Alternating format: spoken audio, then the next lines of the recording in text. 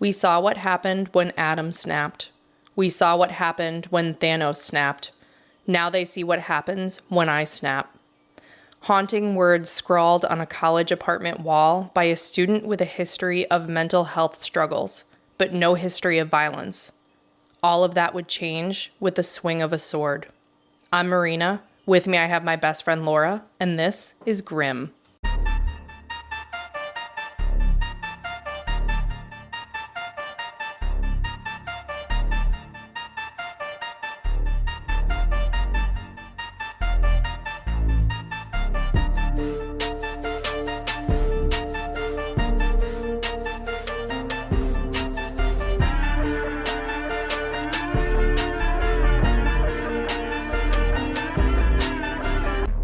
You got me at sword. I mean, the whole thing, but I wasn't expecting that. Yeah, we're going to go through it a little bit more. I would hope so. Otherwise, this would be a very short episode. If you're enjoying Grim. Today, we're talking about Peter Manfredonia, who was all over the news in 2020, but he didn't really become a household name. You may recognize it when I tell you about it, but you probably don't even recognize his name. Mm-mm. This case was suggested by one of our gremlins, Jim B., not to be confused with Jim Beam. So, Jim, you can stop feeling insulted that I haven't covered one of your suggestions yet, and you're welcome. Thank you for the suggestion, Jim. Yep. And speaking of gremlins, we have a Patreon shout out. I want to give a big Grim shout out to Abby. Abby, we love you. We love you. We love all of our gremlins for free, but if you want to support us while getting a shout out and some bonus content, join our Patreon. Just search Grim: a true crime podcast on patreon.com. Now on to the show. I got 99.9% of my information. The break there, I really thought you were going to say, I got 99 problems. Research ain't one. Because you'd had just enough of a break. Yeah, okay, I'm sorry. The train almost fell off the tracks and I caught it right at the end, only for you to interrupt me. I got 99% of my information from the police documents, and then filled in the rest with a million gazillion articles from local and national news sources, like literally tidbits here and there all over the place. And I knew about this case, but I didn't know the nitty gritty details. And the more I learned about it, the more it just sucked for everyone. So so you had to tell us about it. Yep. So let me make you as sad as I am now. Oh, wonderful. We're going to talk about Peter first. Peter Manfredonia was born on February 2nd, 1997, which makes me sad. Yeah. I'm so used to, I'm also in the midst of research which takes place in the 70s, so people were born... You're like 1903. Yeah, exactly. No, he was born in 1997. Wow. To parents Robert and Jeanette Manfredonia, and he grew up in Newtown, Connecticut, which unfortunately later became infamous for the Sandy Hook shooting. But other than that absolute tragedy in this case, Newtown was and is a quiet, affluent town with the average household income being about $170,000. Wow. What's creepy is that Peter grew up just a few houses away from Adam Lanza, who was the Sandy Hook shooter. Yeah. Peter lived at 16 Yogananda Street and Adam lived at number 36. Oh, that I now recall that you had texted me that there is something creepy on that road, because what are the odds? Yeah, and so I asked myself the question, and I heard this in an interview too, like, what is in the water? Right. Because that's at least the third person from the small town from that area that has done terrible things. And it seems like really weird for it to be a coincidence. Yeah. I mean, it is, but it is a coincidence, but it is weird. Is it? Do. There was very little information on Peter's childhood, so I'm going to go out on a limb and say that it was relatively uneventful. Yep. Peter went to Newtown High School, where he was an accomplished track athlete and football player. He was 6'3", 200 pounds, and was ranked in the state as a defensive end for Newtown High. Wow. He graduated in 2015 and went on to study mechanical engineering at the University of Connecticut in Storrs. Wow. While in college, Peter was an intern at Bizzuto's in Cheshire, Connecticut, which for those who don't know, it's a big name wholesale distributor in Cheshire. And if you want more information on Cheshire, Connecticut, go listen to episode 1 and be real sad. Peter was involved with the community. As an intern, he helped work on a project called Dream Ride to raise money for the Special Olympics and law enforcement. He also participated in a triathlon and donated the funds he raised to Sandy Hook Promise, an advocacy group started by several of the Sandy Hook victims' parents. Wow.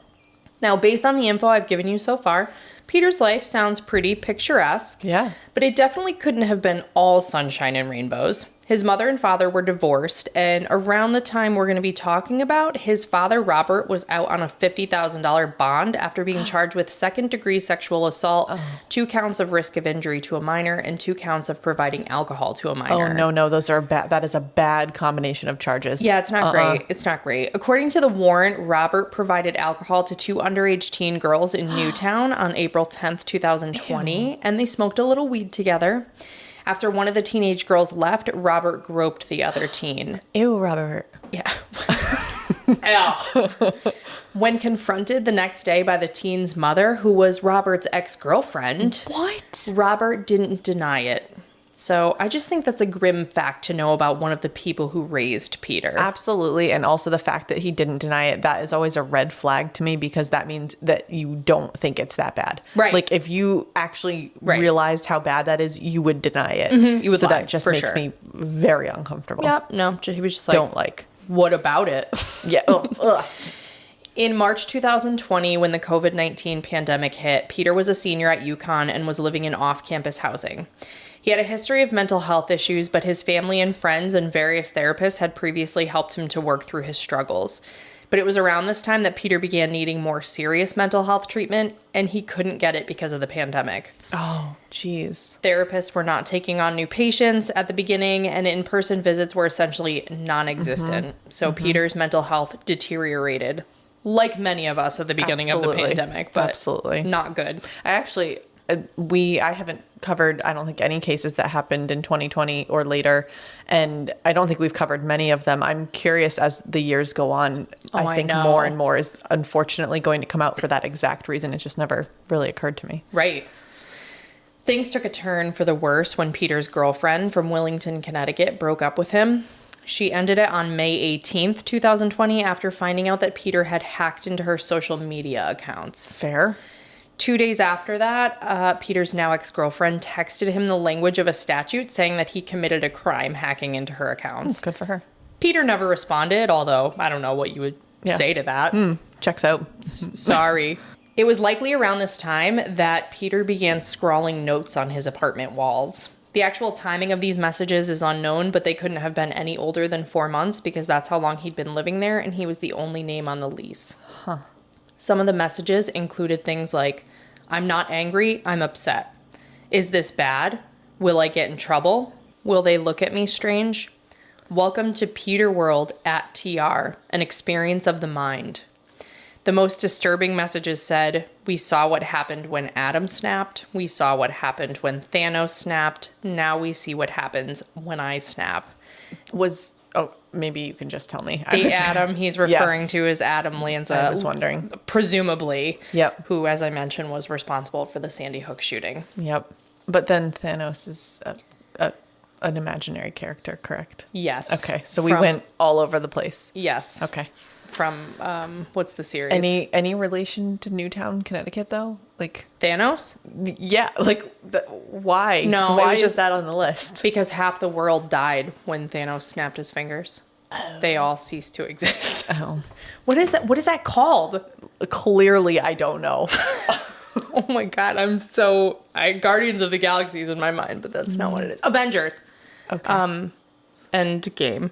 Avengers Endgame. Guys, nobody come for me, okay? I knew it. If anything, come for me, because I didn't even know. I just knew he was a character. Yeah, he had that big glove with all the gems, and then he snapped his finger, and half of the population ceased to exist. I did not know that story. He was trying to save the world. Oh. Because humans are killing the planet. So maybe I should go watch Avengers. So good. So he's not a bad character? Well, he's the bad guy because half of the people disappear and but he was trying to save the world? He was doing, yes. Yeah. I know. Trolley problem. It's tough. I'm just kidding. Oh. What's happening? Haven't you heard of the trolley dilemma?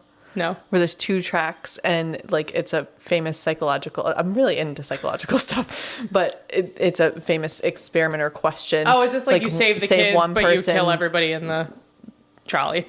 That's a variation, but no. There's 2 tracks. One track has 1 person. The other track has like 6 people. Which way do you go and why? Oh. Mm-hmm. It's a thing. Okay. Everybody stopped listening to the podcast. They're like, do you guys know you're still recording? Nope, we actually forget usually. Okay, so like Thanos, Peter did snap, sadly. On Friday, May 22nd, 2020, 4 days after his girlfriend broke up with him, around 9 a.m., Peter drove to Myrtle Road in Willington, Connecticut on a motorcycle. He parked his bike in the cul-de-sac at the end of the road and began walking up the street. He was wearing a motorcycle helmet and a backpack with something sticking out of the top of it, apparently looking for his ex-girlfriend who lived in the area.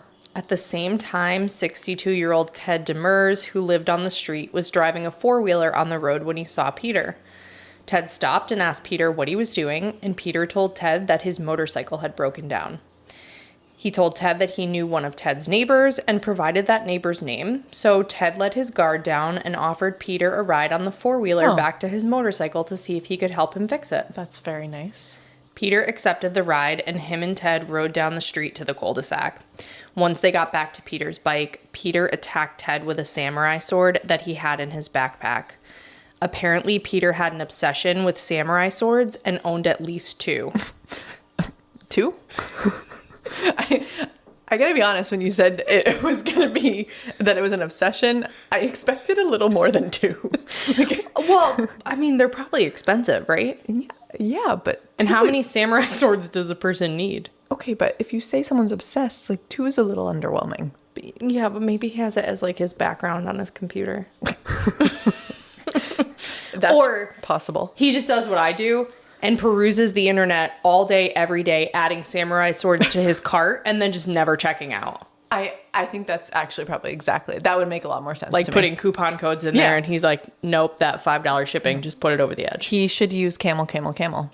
What is that? Oh my God. This is a PSA to everyone listening. Camel, Camel, Camel, which is also hard to say, but it tracks Amazon prices. Not sure if you can get samurai swords on Amazon, but it tracks Amazon prices and will tell you when a product is at its lowest price in whatever. It's excellent. You can put alerts on things. Highly recommend. I am not sponsored by that, but I would love to be. Okay. Okay, thank you. Okay.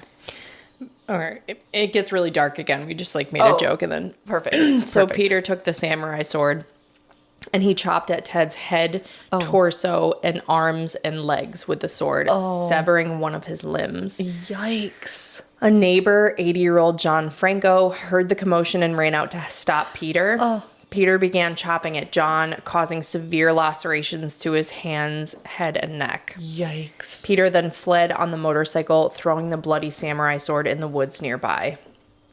Ted's wife, Cindy Demers, who was home at the time, heard the commotion and ran outside. She held Ted bleeding in her arms, telling him everything was going to be okay. That would mean that I don't want to cry. An ambulance arrived, but Ted died en route to the hospital.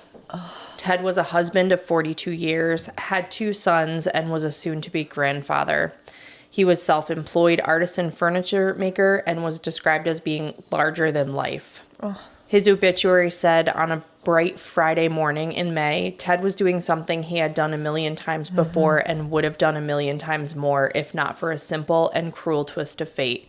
He simply offered a hand to a stranger in need. Oh, that just gave me chills because that's exactly, I mean, it's tragic when anyone dies, obviously, but just that it was a normal day and he just happened to make a decision. Like, what if he had just not asked what Peter, I lost track of all of this, what Peter was doing, if he had just ridden by, if he hadn't offered to bring him back, if he had just said, oh, okay, yep, go see the neighbor. It just is so unfair. And then on top of that, Peter had, what did he have? He had nothing against Ted. No, he didn't.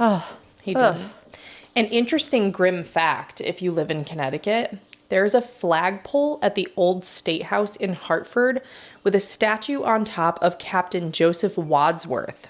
That statue was created using a live model that just happened to be Ted Demers. What? So he is forever memorialized in that statue. Okay, that is probably the coolest grim fact I've heard. I had to include it. What? I know, right? That's crazy. I know. Well, I guess it's like a little less weird because he was like an artisan furniture maker. Okay. So his good friend, was like a statue carver. Still, next time I'm in Hartford, I am going to look because that's super cool. I know.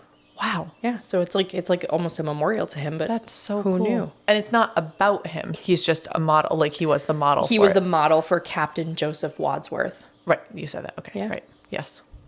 There you go. Wow. Thank you for that. You're welcome.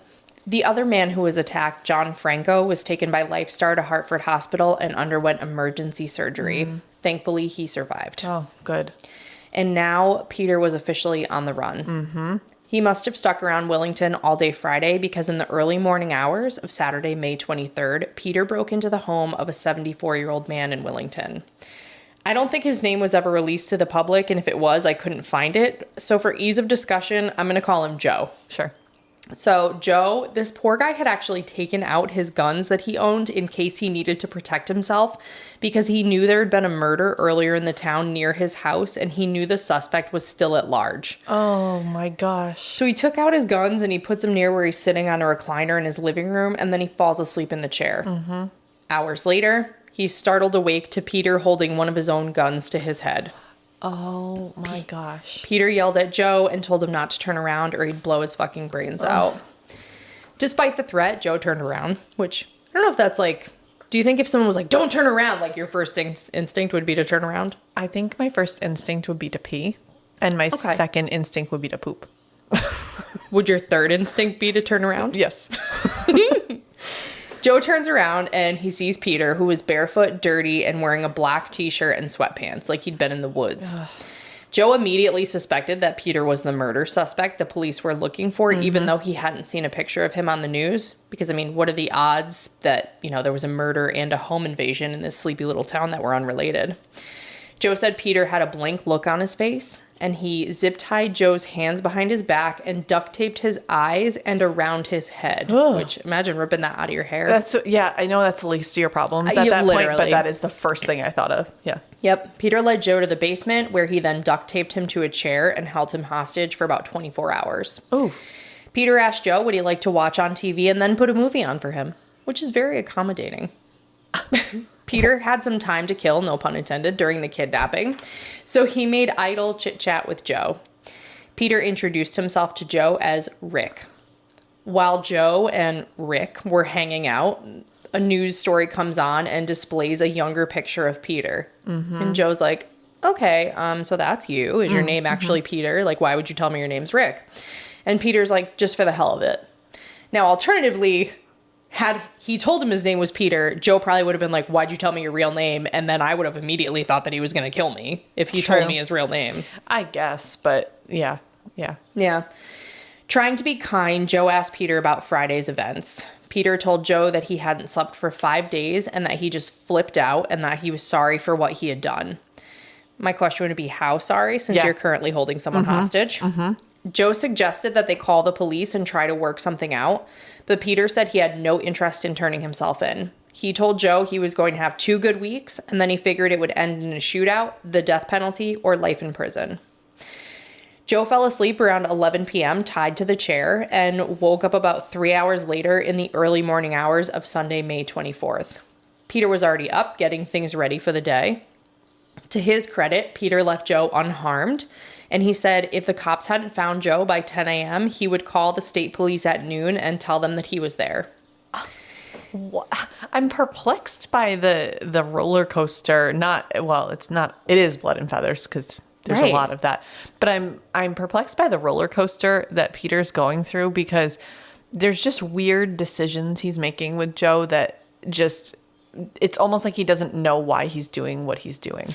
It continues, and I feel like part of it, I don't know what he has, like what mental health issues he has, but it's like at some points it feels like he can't control his actions. Right. But then he's saying he's really sorry and making like very calculated decisions to like not commit more crime or not harm someone more. And he's aware. It's like he knows what he did. It's very confusing. Yeah. Like the day later he's like, yeah, I shouldn't have done that. Like, I feel real bad about that. It's not like he doesn't have memory of it or he blacked out during it. Like he knows what he did. Yeah. Yep. Peter took Joe's Ford F-150 truck, $1,000 in cash, and at least one of Joe's guns. The information is blacked out in the arrest warrant, but I'm just making an educated guess. It was one of the guns. Yeah, that's fair. Or all of the guns. I don't know. It was at least a gun. In Joe's F-150, Peter drove across the state to Derby, Connecticut, which is over an hour from Wellington, according to MapQuest. He was trying to enter Osbornedale State Park when he got the truck stuck on a rock wall that was hidden in the grass. Why was he driving through the grass? I don't know. Well, it was like a state park, and I think he was like off the trail. Oh. And yeah, I mean, that's Connecticut for you too. We got rock walls all over the place. That's very true. Peter got close enough to his destination to travel the rest of the way on foot. The police found the truck at 6:45 a.m., so they were hot on his trail. I'll say. Peter made his way to 404 Roosevelt Drive in Derby to the apartment of Nicholas Isley and his girlfriend of a year and a half, Shannon Spees. The couple lived on the second floor apartment, and at least Shannon was sleeping when Peter arrived. Peter and Nick went to school together in Newtown, and Peter had been to Nick's apartment at least one other time a few months prior to buy weed.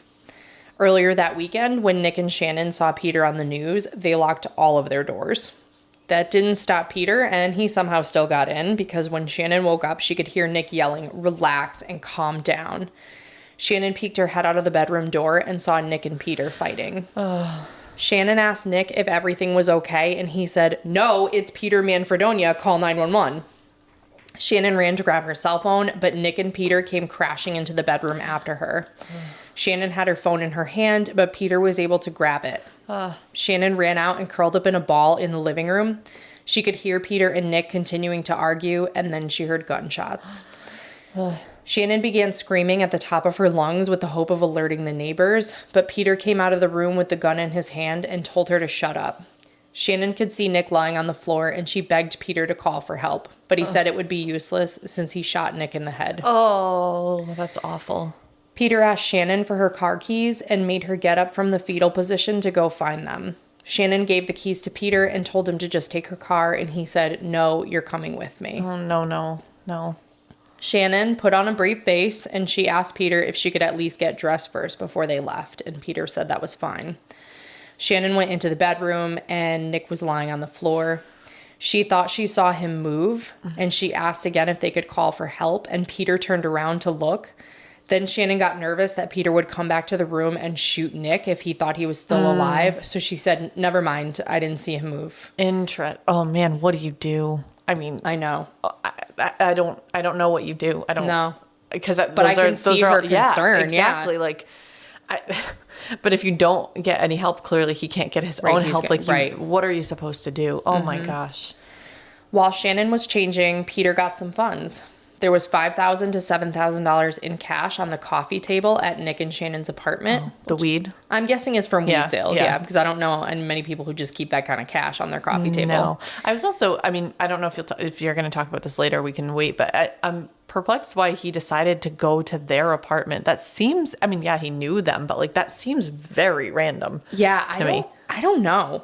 Unless he was like, oh, it's a little further away, they won't find me here or something. I don't know. Either that, or the only thing that I can think of is that he took some cash from Joe's house and then thought, where else can I get cash to go on the run? Yep. And if he had been to their apartment and he knew him, and if he thought he might have cash, That actually makes a lot of sense. Yeah, but it is still pretty random. Yeah. And the fact, though, that Nick and Shannon thought we should lock our doors, he'll come here. Right. Is also a little strange.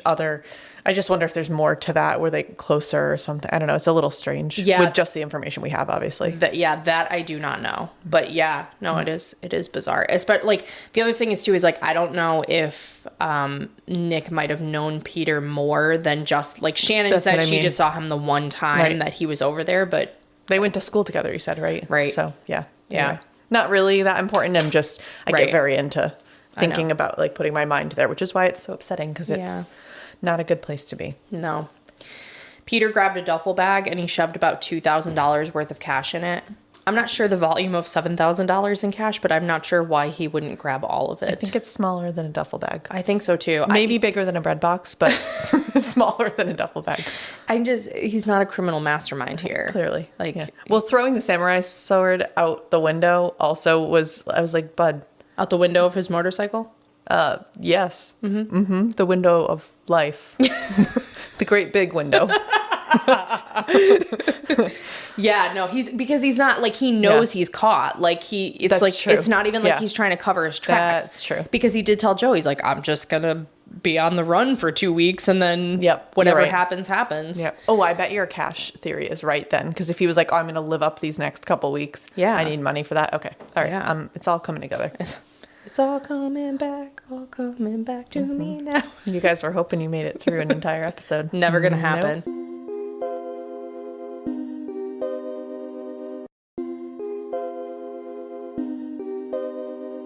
After she got changed, Peter led Shannon outside to her Jetta. Shannon got into the driver's seat and Peter got into the rear passenger seat with the gun he used to to shoot Nick, not shit.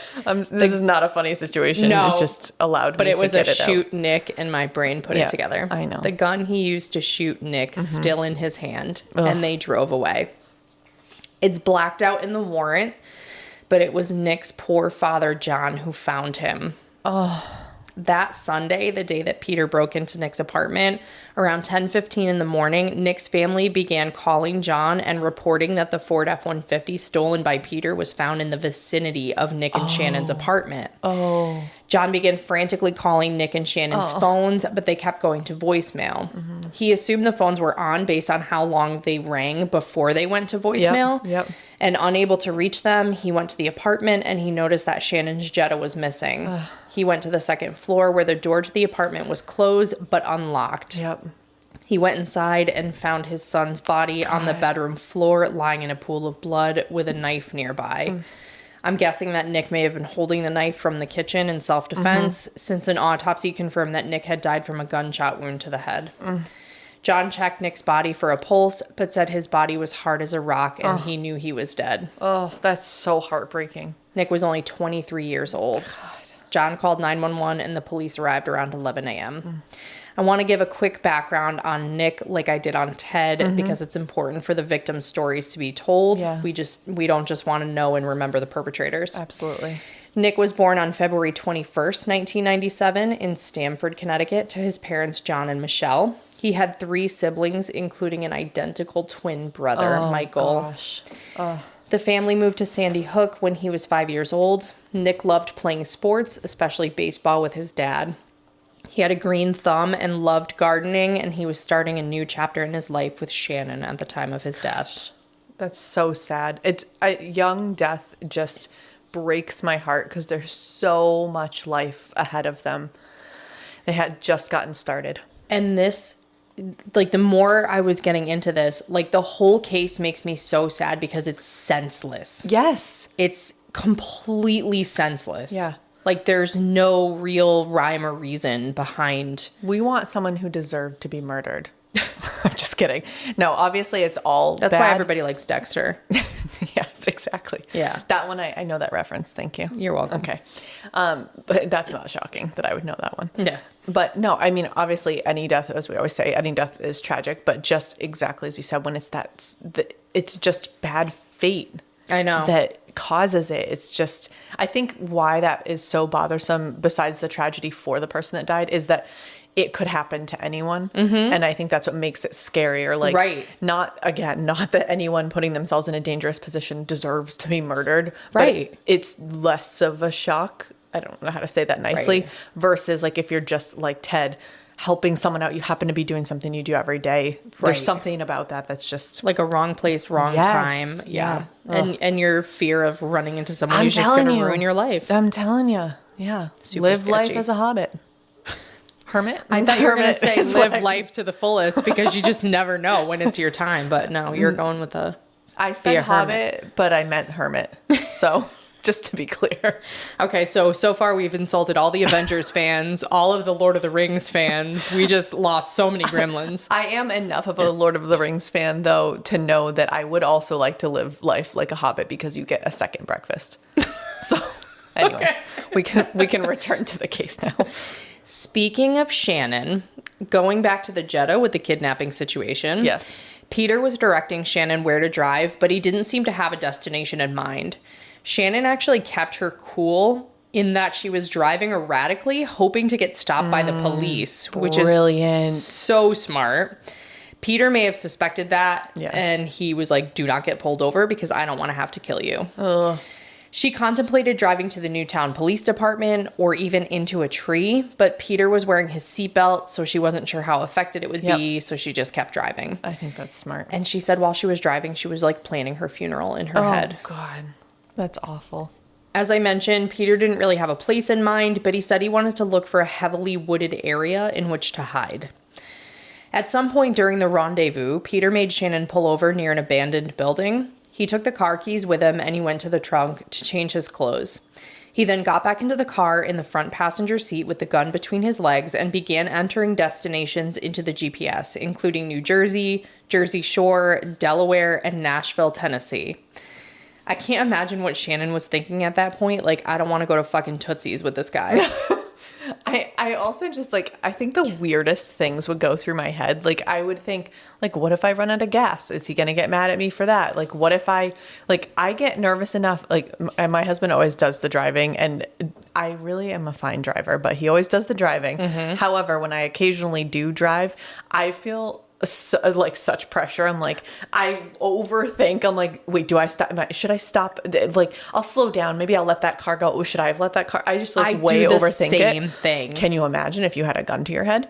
Like, no. Yeah. Well, I think the gun was between his legs, but I think the fact that the gun was in the car. Yes. It previously was to her head though, before they stopped, right? No. He was sitting behind her. Oh, well, I don't know if he had it up, but the gun was in the car.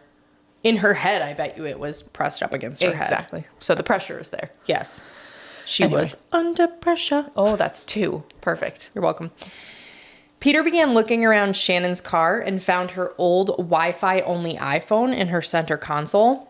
Peter erased all the apps, deleted Shannon's iCloud account, and tried to open an account under the name Rick Sanchez, which is a great fake name, and Rick Sanchez definitely has a mustache in my mind. 100%. Yeah. Mm-hmm. While Shannon and Peter were driving on the highway, Peter opened up to Shannon about his activities over the past few days. He told her that Ted, the guy on the four-wheeler, wasn't his intended target, but that Ted had said something to him and that he had just snapped. Peter said that innocent people got in his way when he was trying to escape, presumably talking about John. Peter told Shannon that he left on his bike, ditched it in the woods, and that he just got lucky finding Joe's house. After he stole Joe's truck and got it stuck on the rocks, Peter told Shannon that he walked to her house and that he only killed Nick because he said something that triggered him, but Peter didn't elaborate. Shannon must have been absolutely disgusted to be hearing any of this. Absolutely. Because it was probably like he was like trying to like rationalize it and like get it off his chest. Yeah. And I'd be like, no, you let that marinate and eat away at your soul. Thank you. Surprising that he didn't even really talk about that he was going after his girlfriend and like going to see her. That's why he was even in that area in the first place. Right. Yeah. Nope. Didn't mention any of that. Mm-hmm. Thankfully for Shannon, she wouldn't have to listen to it all much longer because Peter didn't intend to take Shannon to the Jersey Shore or to Nashville, Tennessee with him.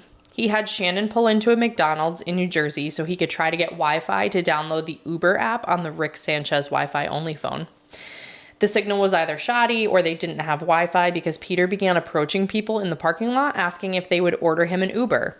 Surprisingly, no one agreed. So, yeah, can you imagine?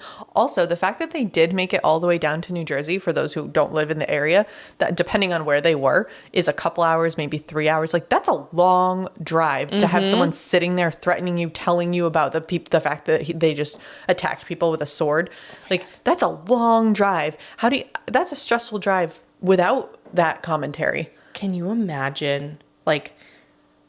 I think it would be better if he was talking because I'm just thinking of what it would feel like in the car if he was quiet. Like you would be able to feel the air. Absolutely. And I'm like also stuck on that. You have to go through New York, not city, but you have to go through New York to get to New Jersey. Again, if you're not from the area, you might not know that. Right. Like that's a stressful drive to go through. And now you add a murderer sitting next to you. Mm-hmm. Just not a situation I would do well in. That's stressful. Yeah. Yeah. Stressful. Yeah. Well, she got there. I'm impressed. Shannon, she honestly, she nailed it. Yeah. She nailed it. No one agreed to order him an Uber. Yeah. That isn't surprising. No. There was a truck stop next door to the McDonald's, so Peter had Shannon head there hoping for better luck. In the truck stop parking lot, Peter had Shannon drive up to groups of people to ask if they would order him an Uber.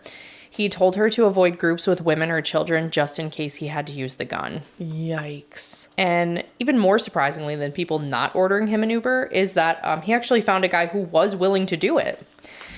For ease of discussion, we'll call this man Tom. Again, his name was blacked out in the warrant, and I didn't see it anywhere else. And I tried to write it without names, and I was like, this guy said to that guy. And I was like, no. No, I appreciate the names. His name's Tom. Tom tried to order an Uber for Peter, but there were none in the area.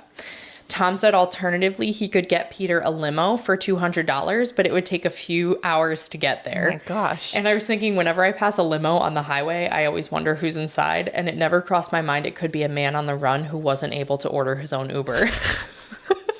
And now you're going to think that every time you pass a limo on the highway. That's when you put it that way, you're right. Yeah. You're right. Yep. Oh my gosh. Tom doesn't give up, and he ends up finding an Uber, but he tells Peter that he'll have to get a ride across the river in Pennsylvania to pick it up. Now, the New Jersey, there was like a river, and like Pennsylvania was right on the other side. And Peter's like, cool, can you just take me? And Tom's like, nope, sorry, dude. Like, I've done enough. Yes, I've done enough. So Tom walks away, and he's talking on his cell phone, and Peter starts getting antsy that he's calling the police. Oh my gosh. But Tom comes back and says, good news, the Uber driver agreed to come pick you up here at the truck stop, which I'm so confused because, like, this is not my understanding of how Uber works. You don't just get to, like, call the driver and, like, have them pick you up at different places. This entire scenario is hard for me to wrap my head around because he has been in the car with Shannon. Why wouldn't you just take the car? Right. Or have her drive across the river? Why do you have to ask Tom? Or, like, just to have her drive you to New Jersey. Any of those options I work. didn't even think about him making Shannon drive him across the river to get the Uber. Exactly. And then second, I'm also just trying to picture, like, now this is not a judgment at all on how Shannon's handling this because the fact that she is still alive is more than it would have been for me. But I'm also thinking, like, what must be going through her mind? Because you're now in a populated area with, maybe not populated, but like there's definitely at least a few people around. Yeah. You're like, how do I not die? Right. Like, do you think, like, do I take my chance getting out of the car? But he already mentioned he's going to use the gun. So I can only imagine, like, I'm trying to imagine that scenario. And then I'm wondering, like, if you had a guy, like, how weird is this truck stop that, like, you have a guy walking around with a person in a car, then asking to be Ubered somewhere? Doesn't that seem strange? But I guess not strange enough. So I just can't really wrap my head around this entire situation. I think weird stuff happens at truck stops. I think so too. I think that's the moral of this story. Yeah. Okay. So anyway, so Tom has good news. Yep. So Tom's got the Uber driver to come to the truck stop. Okay. Uber shows up. Peter gives Tom $100 for his trouble and gives $200 to Shannon for gas money. Peter gets in the Uber and it begins to drive away. Meanwhile, Tom's about to leave and Shannon's like, hey, can you just like hang back a second so I can talk to you? Oh my God. And suddenly the Uber driver stops and Peter opens the window and leans out and is like asking Shannon if she's leaving. She's like, yeah, I'm definitely leaving. And she puts her car in reverse to pretend like she's leaving. The Uber does finally drive away. And then Shannon tells Tom that Peter was a murderer, that she'd been kidnapped and she needed help. And Tom calls 911. That is so insane. Tom must be like, did I fall asleep? Like, is this in my mind? Tom's like, did I just aid and abet a murderer? Seriously, I mean, because now probably all the same things I'm asking are going through his head. Like, wait, that's weird. Okay, that's also weird. Wow. Yeah. So he calls 911 and he stays with her. Okay, good. Yeah. Thank you, Tom. It probably wouldn't have been long before the police found Shannon because the Connecticut police coordinated with neighboring states in an effort to locate Peter and Shannon while they'd been cruising on the highway. A license plate reader picked up Shannon's car traveling across the New York border into New Jersey. Yep. So New Jersey police were on high alert. At 1:18 p.m., they received the call from Tom, who stayed with Shannon at the truck stop. Good. When police arrived, Shannon told them that Peter had left her with her Jetta and had taken off in an Uber, possibly headed toward Pennsylvania. After Shannon was rescued, Peter eluded police for several more days. Which is a little insane because I was just thinking, like, of all things, speaking of him not being a criminal mastermind, of all ways to escape, a highly trackable, like, already know the driver and license plate and type of car seems like it wouldn't be the right thing to do. Like, doesn't Tom have all that information on the Uber that he called? You would think. And yet he apparently, so that's fascinating. But they could track Shannon's car. But that's what I was saying. So maybe he got the Uber because they already had Shannon's car. So in his mind, he's better off switching cars because then he has one step on them. Maybe. The smallest step. Yes. Like a baby step. Goodness. Shannon was right that Peter was headed to Pennsylvania. That day, he was spotted walking along train tracks in East Stroudsburg, Pennsylvania.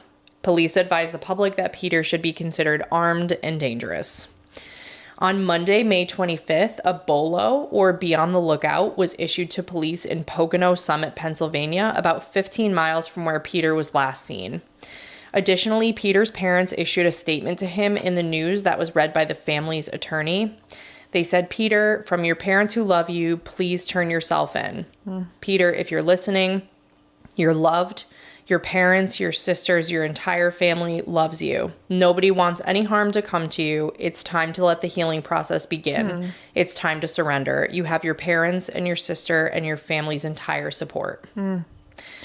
I also just processed that whole, sorry, I'm still really stuck on the how this all happened and the truck stop and all this. This is also during COVID. So even weirder, like those were the weird times. That was like when you were like, do you have COVID? Am I getting it by looking at you? Right. Like it was so that maybe that actually played into him being able to do all this because I think it was probably a very weird time. Yeah, it was very scary 2 months in. Yeah. Okay. Yeah. Sorry. That's true. I wasn't thinking about that either. Yeah. It was helpful for him with the masks. Yeah. Seriously. Yeah. Peter didn't turn himself in. Monday night, a black Hyundai Santa Fe was stolen in East Stroudsburg, so police suspected Peter had the car. Which, again, why wouldn't you just take Shannon's car? Like, change the license plates? I don't know. Yeah. On Tuesday, May 26th, Lieutenant John Aiello, who was commanding officer of the Connecticut State Police Eastern District Major Crime Squad, say that 10 times fast, just gonna say that. addressed Peter during a press conference. He said, "Peter, we've talked to your family, we've talked to your friends and your roommates. All of them have said the same thing, that this behavior is out of the ordinary for you. We know this is not who you are." Lieutenant Aiello urged Peter to turn himself in. He said, "We want you to be able to tell your story. We're here to listen to you. Your parents, your friends, all of us back here in Connecticut want a peaceful end to this." I just think this is so bizarre. Like, you rarely hear things like this, but it's one of those, like, he was a college student, had no history of violence, and like all of a sudden he's like on this insane crime spree. Yeah. So they're just trying to like appeal to his common sense. Yeah. And that actually, they wouldn't know this, but that actually tracks with like what he was saying to Joe and the fact that like he knew what he had done, but knew it was wrong. Right. Didn't seem to have been in control of it. Didn't seem to like very strange. So it's all very strange behavior. Yes. Peter, again, did not turn himself in. That same day, he stopped at a Sheetz in Chambersburg, Pennsylvania, before taking an Uber to Hagerstown, Maryland. Police confirmed the stolen Santa Fe was nearby, and footage showed Peter shopping inside the Sheetz. The next day, on Wednesday, May 27th, the 6-day, 4-state manhunt came to a peaceful end. Oh, good. Peter was located at a Pilot gas station in Hagerstown, Maryland, basically where they tracked the Uber to, where he was taken into custody at gunpoint. Peter told police that his belongings were near the woods, which police confirmed, and they found $4,638 in cash, an iPhone, a tablet laptop, and the gun that was stolen from Joe. 2 hours after being taken into custody, the Connecticut State Police interviewed Peter in Maryland.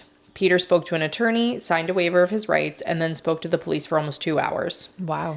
Although Peter agreed to talk, he didn't want to answer any questions about what occurred in Derby. Whenever it came up, he asked for the next question. He also didn't want to talk about how he acquired the guns or the cash. So kind of like the key points that the cops I was going to say, what did you think they wanted to talk about? Well, he was really willing to tell them about how he got his Uber rides. Okay. Well, I too am interested. He detailed how he used his cash to buy a touchscreen laptop and a prepaid iPhone at Walmart. He used the laptop to make up an email address that he then used to set up the iPhone. He signed an agreement with Straight Talk Wireless, bought a prepaid debit card, and used that for payment in the Uber app on the new phone. And he took at least 2 Uber rides using this account. And what did he want? A gold fucking star? I don't know. Why not just steal more cars? there's so many other things. And why are you telling that? Like, why is that the emphasis of what you're telling the police? And before I knew that he stole, so it was not in all the articles that it was suspected he stole this Hyundai Santa Fe. And before that, I was like, oh, okay. So like he didn't want to commit more crime. So in his mind, he found this creative way to order the Uber rides without committing more crime. And then it was like, no, right before that, he stole a car. And then he went to Sheetz and then ordered another Uber. And I'm like, it just None makes of it makes no sense. It makes no sense. On Friday, June 12th, Peter was extradited from Maryland to Connecticut and was held at Garner Correctional Institution on a $7 million bond. Whoa. Yeah. Now, see, that's what I expect when you know, like if you were obsessed with Bond, you would have a $7 million bond, not a $2 bond. Okay. That was a great way to bring it back. I like it. Yeah. Thanks. Before the 3rd-year anniversary of his crimes, Peter's attorney worked out a plea deal with the state. On February 8th of this year, Peter pleaded guilty to 1 count of murder, 1 count of assault, and 1 count of home invasion in Rockville Court for his actions involving Ted, John, and Joe. On February 16th of this year, Peter pleaded guilty to murder and kidnapping in the 1st degree in Milford for his crimes against Nick and Shannon. Good. And that didn't dawn on me either, that obviously everything had been delayed during COVID, in particular the courts, and that it would take that long for all this to process. I wasn't thinking about that either. I mean, things don't really move that quickly anyways, but yeah, COVID did slow it all down too. On April 19th of this year, as was agreed in the plea deal, Peter was sentenced to 55 years for murder, 20 years for assault, and 25 years for home invasion. The sentences are to be served concurrently for a total of 55 years. Yep. Shannon Spees, along with other members of Nick's family, gave emotional speeches at Peter's sentencing. Shannon said, "I won't lie. This plea deal does nothing for me except close the door on this court case. The damage can never be undone. None of this brings Nick back or makes me feel whole again. I will never be the person I was before then. I will never feel safe, even in a room surrounded by only people I know. I will always look at the world differently. The version of myself that went to bed with my boyfriend, my best friend, and the sweetest man I've ever met on May 23rd was not alive anymore when my parents picked me up from a state police headquarters in New Jersey on May 24th. Oh my gosh, that actually made me tear up. Oof. I lost absolutely everything I had. I lost my best friend and my partner. There's no telling how amazing our future could have been, and I was robbed of ever knowing that happiness. I was robbed of ever knowing peace again, of feeling safe anywhere, even in my own home. I was robbed of my home. My apartment was a crime scene." Shannon said she hopes her words haunt Peter for the rest of his life. I also hope that, and it was eloquent and beautifully said, just heart-wrenching. That was a snippet. I think there was more because she mentioned that she was planning her own funeral as well. Gosh. Now we read these things all the time. We read the victim. The victim, I mean, it gives me the chilly willies. And whenever we do them, they're very emotional. And maybe it's because it's a Connecticut case, but when people voice thoughts like that, I'm paranoid in my own home, locking all my windows and doors, and nothing has ever happened to me. I believe her when she says the person she was died that day. Absolutely. You would never, ever be the same ever again. No, absolutely. And that's so crazy. Exactly. So crazy. Nicholas's sister, Jessica, also spoke. Jessica Isley was a survivor of the Sandy Hook school shooting. I was wondering, because I was doing the math with how old Nick was. I was like, no, he's too old for it. But are you kidding me? And she said, as a survivor of the Sandy Hook school shooting, I was forced to relive the trauma and pain of December 14th as Peter used the same source of violence to end my brother's life. Peter Manfredonia is a monster who must be punished for what he's done. My brother is gone and will forever be. There's no way for me and my family to recover from that. And I swear it's stuff like this that just makes me feel like Newtown is cursed. Can you imagine surviving that and then your brother shot in the head by a man on a crime spree? Yeah.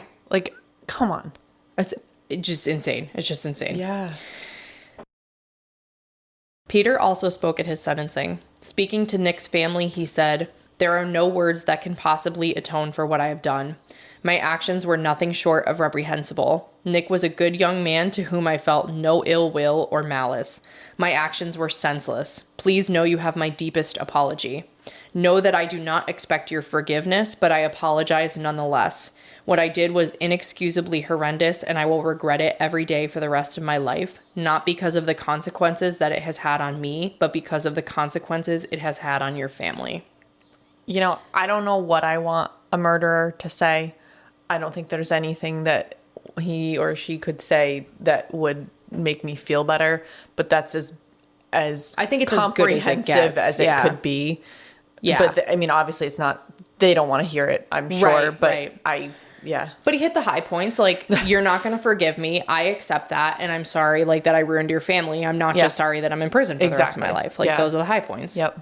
Speaking to Shannon, he said, you were incredibly strong and brave during what must have been the scariest instance of your life. I never intended to hurt you, even though I know I did. I sincerely wish you the best despite what I have done. Again, sadly, but unsurprisingly, Peter's attorney confirmed that after this incident, Peter was diagnosed with a mental health condition that contributed to what happened. Yeah. Peter is currently medicated, which is apparent from the drastic change in his appearance since his arrest. Peter's attorney said he and Peter explored various defenses, but it was Peter that wanted to work out a plea in exchange for a jail sentence. His attorney said that the plea deal was Peter's choice on how to resolve the case, which that says to me that Peter could have tried to lean on an insanity defense. Yep. And I take that to say that he was like, absolutely not. Like, I'm taking responsibility for my actions. You know, this makes me think this is one of those cases that's like tragic on both sides, where obviously it's tragic for Nick dying. It's tragic for what happened to Shannon. It's all Ted, sad. Everybody. But then you think like, imagine, and I'm not saying if, he clearly had something going on, but imagine if that was the case and then he gets on medicine that like makes him completely clear-minded. Right. I don't know how to phrase that correctly, but like, can you imagine then looking back and being like, I fucking murdered people. Right. I did all, like, that does actually make me feel bad for him. I'm not saying it's not his fault. I'm not saying whatever, but wow, that would be like, if you had someone who is just like, the next case I'm researching is, you're not going to feel similarly. It's just, he's a terrible person. Right. But it's just, this isn't like the dungeon master who like made a definitive choice to like hold people in his basement forever. Although this you is could like argue he definitely also had a screw loose, but yeah, it's just the fact that that Peter would be thinking maybe like you and I right now about how atrocious that is just right. I mean, I'm torn because you almost want that to be the case to like get retribution, but then obviously I don't wish that on anybody, so I don't know. And the fact his attorney said that he thinks that the whole thing potentially could have been avoided had he been able to get the mental health treatment that he had gotten mental health treatment in the past too. It's not like someone, I forgot about that. Yeah, it's not like someone who, you know, just doesn't want to do it. Right. I forgot completely that you started this with because of the pandemic. Yep. Wow. So I just was thinking about like whether or not he could have tried the insanity defense. So I was looking it up, and in Connecticut, it's an affirmative defense that at the time of the crime, if you lack substantial capacity as a result of mental disease or defect to appreciate the wrongfulness of your conduct or to control the conduct within the requirements of the law. And then I was trying to think about, so I don't think that he would win at trial. I don't either. But I think it could have gotten him a better deal. And I was thinking about, okay, well, like, he probably could have gotten it for Ted and for the assault on John, but then I'm like, could he? Because he went to that street with a samurai sword, premeditated, in like looking for his ex-girlfriend, as far as we know. So there's like this level of premeditation, but without knowing what he's diagnosed with, it's like unclear whether you could even consider him lucid at that point. Like he may not have even have been. Maybe not, but I also think and I don't know how you would or wouldn't argue this in court, but to me, it seems like his comments to Joe about how he knew what had happened. It was very, like, that seemed very, I mean, insane in the sense that you shouldn't murder anyone, but it seemed very sane to me. He knew it was not him having, that's why I was saying earlier, he didn't black out. He didn't have a spell where he's like, oh my God, what happened to these people? Like, he knew what he did. But then he went on to murder another person. Right. So, like I said, without knowing like his mental health circumstances, but I'm just like, maybe it could have mitigated it enough to get like a better deal, but he was like, I will take this one. This is the one that I want. So, And he is currently serving his sentence at Garner, which is likely because of his mental health issues. Okay. And that is the case of Peter Manfredonia and the murder of Ted Demers and Nicholas Isley. Awful. Yeah. As you said, senseless and just tragic all around. And I wish just peace for the loved ones of all those people. Man, that's tough. And I think for me, like, because it's Connecticut, and it's like a Yukon senior. Like I think we talked about it when we were talking about Kristen Smart. Yep. I was like, is that the one that was kidnapped? But Kristen Smart, where it's like you were that person, like you were like putting yourself in their position, like you were that person. So it's like, it's just wild because normally those are not the circumstances of our cases. Exactly. So for it to be that local and yeah. So thanks Jim. Great suggestion. Thanks, Jim. Laura's mad now. Mad at you. Mad at you. Well, if you're enjoying listening to Grimm, please rate and follow us wherever you listen to podcasts to make sure you don't miss any episodes. If you listen to us on Apple Podcasts, make our day by leaving us a written review. You can find our page on Facebook by searching Grimm: a true crime podcast. If you want to subscribe to our Patreon, do it. You can go to Patreon and search Grimm: a true crime podcast. That's my cat. Follow us on Instagram at Grimm Crime Podcast for information on future episodes and case photos. If you want to send us a case suggestion or just say hi, you can email us at grimmcrimepodcast@gmail.com.